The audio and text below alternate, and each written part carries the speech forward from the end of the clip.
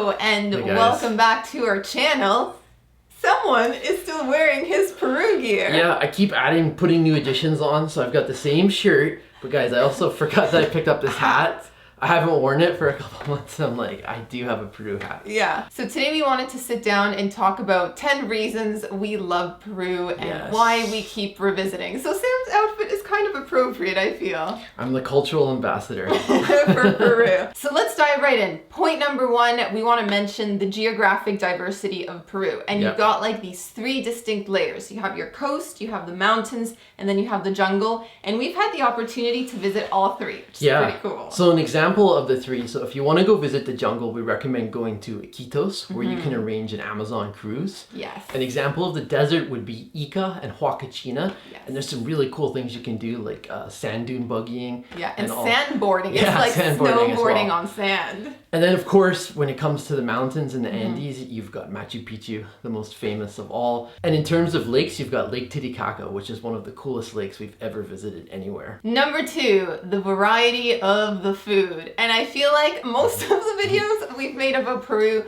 are about the food, what we've eaten there, why we love it. So we're not going to ramble too long about this. Yeah. We're just going to say that Peru is the foodie capital of Latin America. It is. And you can eat like a king. And let's just mention a few dishes we'd recommend trying. So let's start with the national dish and the national drink. So you got to go with ceviche, the cured fish, and the citrus juice. That is amazing. And you've got to try the national drink, pisco sour, which features pisco, a grape brandy, and the sour, which can be like a citrus combination. Lemon juice. It's both are so good. Both are sour. And those are two of my favorites. How about something that you like? Oh, I really like ají de gallina, which is like a shredded chicken dish with yellow creamy ají sauce. You can eat it with potatoes, you can eat it with rice.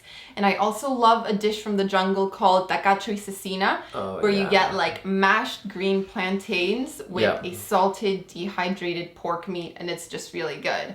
But that's all we'll say about salty food. Goodness, Yeah, if you're curious about Peruvian food, we actually made a video where we list 25 dishes you can try in the country, so we'll link that one. Number three, a rich history and culture. Yeah, so you've got the Incas, of course, and you can visit Machu Picchu. Also, you can go to Cusco, and you can see a lot of Incan ruins and culture there as well. Yeah, especially around the Sacred Valley. Yes, the Sacred Valley is an incredible place to visit, so there's tons of culture and adventure to be had. Yeah, I would say if you want to learn about the Incas, maybe go spend I'd say 4 days to a week around Cusco, because there's so many day trips you can do around the area to visit neighboring ruins and towns and markets. There's just so much to see there. And the cool thing too is to hike the Inca Trail, because you see so many different ruins aside from Machu Picchu along the way.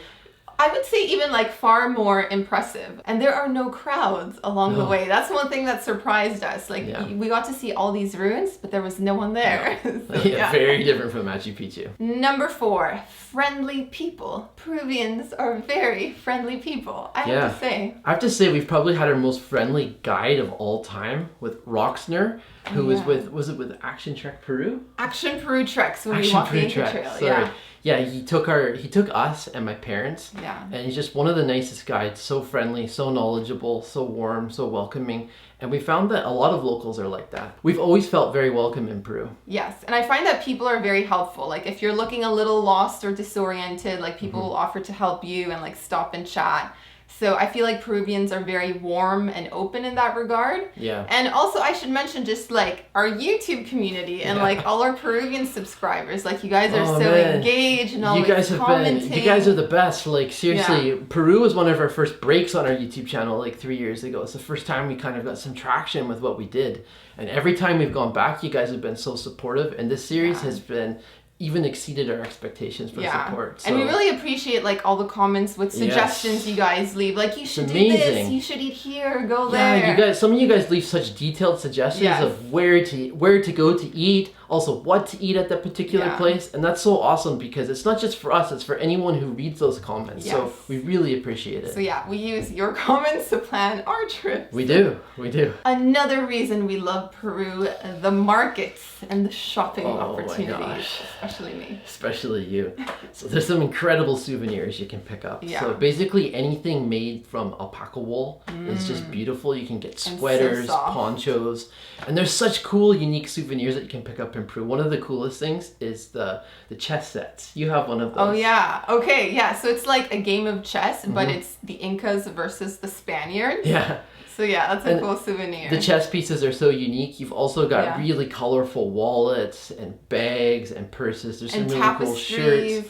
Yes, and I've also got to mention going to Peruvian supermarkets. That's my favorite thing. Okay, yeah, Sam's got an addiction to Peruvian supermarkets, I feel. And again, we made a whole video about that where we went to Wong Supermarket. I will say, if you're a foodie and you want to bring back some Peruvian spices or like Peruvian powder juices or sauces, you should visit a supermarket and just stock up on a lot of dry things and like vacuum seal things that you can take back home. That's a really good tip. Number 6, affordability. So we found Peru to be very affordable. Basically, a lot of fine dining experiences, we can go out and find mains for between like $8 to $15 US. We found taxi rides to be reasonable. Bus rides between cities are fairly reasonable. And so Peru is a fairly budget-friendly destination overall. So having traveled in South America and visited a few different countries, we can say that Peru is definitely one of the cheaper destinations. Yeah. Like, we were paying a lot more money in places like Argentina, Chile. Brazil, Chile. Number 7, the country is set up for tourism. And what I mean by that is that it's very easy to get around, and as a traveler, you have a lot of options. So for example, with transportation, you can basically crisscross the country by bus, by plane, or by train. And even with the buses, you have VIP buses, and you also have the hop-on, hop-off buses where you can get off at destinations along the way and kind of like take your merry old time backpacking. Yeah, there's also a lot of really good hotels. There's a lot of good tour operators as well. A lot of people who speak both Spanish and English. You've got a lot of different options to arrange your trip. And I just feel like the country really does tourism well. Number 8, it's a country that you can keep revisiting. And we are the perfect example of that because we keep going back. We keep coming back because there's just so much to do. It's not one of those countries where you do 1, 2, or 3 things and you've kind of seen it all. In Peru, there's just so much more to do. For instance, we haven't been to Arequipa, the white city. We haven't been to Huaraz, which is apparently some of the most beautiful hiking and scenery. There's just so much we haven't done in Peru. And so we're already like thinking about our next trip back. Where can we go next? Where can we go next? Exactly. Yeah. No, that's very true. I feel like a lot of people who are traveling to Peru for the first time and they're short on time, they'll usually do a few days in Lima, go to Cusco, Machu Picchu, done.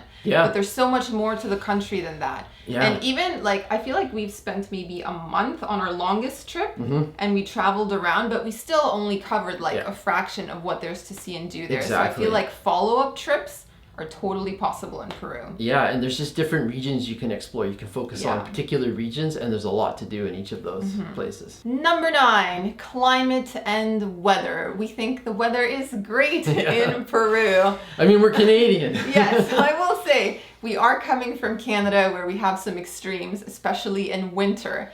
So whenever we've traveled to Peru and it's winter, we find that people are like, oh, it's so cold, it's 14 degrees in the coast. And we're like, this is wonderful. We're wearing shorts and t-shirts. We found the temperatures to be really mild and consistent day after day, like especially in a place like Lima, or even if you go to the mountains, like it gets warm by the middle of the afternoon, even if it's cool in the morning and at night. I mean, the one exception to that rule would be in the jungle where it can get really hot. All the time. But a lot of the country though has really reasonable temperatures, and if you're coming from somewhere that's cold like us, you really appreciate it. It's gonna be great. Yeah, I will mention in Lima, you usually wake up to like foggy skies and you think, oh my gosh, is it going to be like this all day long? By mid-morning, you're usually seeing sun and it's like, whoa, this changed quite quickly. Yeah, it's one of the most dramatic shifts. It's like, you can't see anything out the window and suddenly it's like picture perfect. And also in the Sierras, like it might feel a little cooler in the mornings and the evenings, but then by midday, you're like walking around in a t-shirt and you just like, you don't need your alpaca sweater anymore. It's a place where you dress in layers and you just take things off as it gets warmer during the day. So yeah, we think the weather's great. The weather's fantastic. And last but not least, reason number 10, well, we keep coming back to Peru. And why we love Peru is because we have family there. We do have family, and it's so cool because it's some of the like only extended family I have outside of North America. So being able to get close to your relatives in South America has been cool. This one is pretty lucky to have married into a half Peruvian family. Yeah, exactly. And we've been going back a few times now. We did our teaching practicum there. Your aunt hosted us. Your grandma's hosted us on another trip. Yeah. And again, they hosted us one more time. So we feel very welcome. Yeah. And it just gives us that connection to the country. Yeah. For us, it's another reason to keep coming back. Like, Indeed. I mean, we mentioned there's so much still left to see for us in Peru. But for us, family also is that pull to keep going back and spending more time. Yeah, exactly. And it's also made Lima feel a bit like a home base. Like whenever we go there, we settle into these really cool routines. I go jogging, we have favorite restaurants, we go to our favorite supermarkets, and so it's very familiar. It's very familiar and also very comfortable too. So yeah, there you have it. Those are our 10 reasons why we love Peru. And now we're curious to hear from you. If you've been to Peru or if you're from Peru, let us know. What are some of the reasons why you love your country and you feel proud of your country? We'd love to hear from you. Let us know in the comments below. So yeah, we hope you enjoyed this short little video, and that's actually it for our Peru series for now. We're back in Canada, but we have a cool trip coming up here in Canada. Yeah, What are we doing? We're doing a road trip out to British Columbia, my home province. So I haven't been to my home province in over 12 years. So super pumped about that. We're going to be making a lot of videos, a road trip video, the dog's coming, your parents are coming. So yeah, stay tuned for our Canadian road trip, and we'll see you soon with more videos on our channel. Ta-ta! Ta-ta!